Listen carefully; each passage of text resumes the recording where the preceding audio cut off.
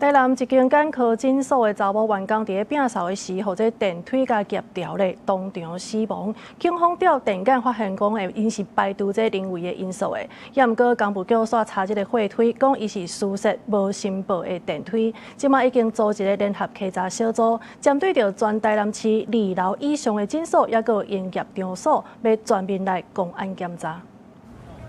公務局和衛生局真濟人在診所外面要入去稽查，主要因為台南市東區某一間眼科診所發生員工互貨推夾條死亡案件，警方調監視器，這毋是互人害死的。不過出事的貨推，公務局證實這是無登記申報的疏失電梯，所以公務局20隨組稽查小組專門要來稽查。我們要加強去稽查它的電梯是否合法性，如果沒有合法的話，我們要求它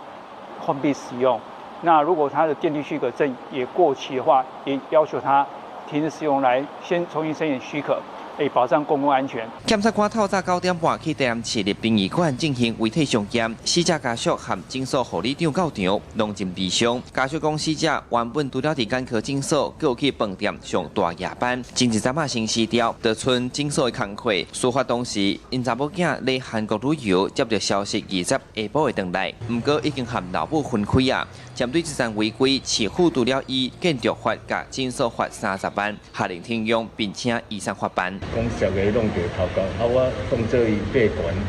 我來到現場看，較有迄個狀況，較有迄種經營安尼，嘿啊，因為迄種的機會足少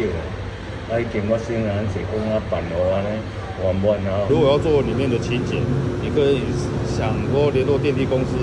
有專業的人員來幫你們做處理。我們也告知說業主說裡面是不能承認的。家屬指出，診所這邊有會室內賣承擔後續的責任，那這波大規模稽查會針對2樓以上可能使用到電梯的營業場所，其中那2樓以上的診所和醫療機構，嘛是稽查重點。市府強調未來會接巡查，強制處理無合格的升降設備，保障市民的安全，別甲無誠信疏失的電梯放放。記者蘇台南採訪報道。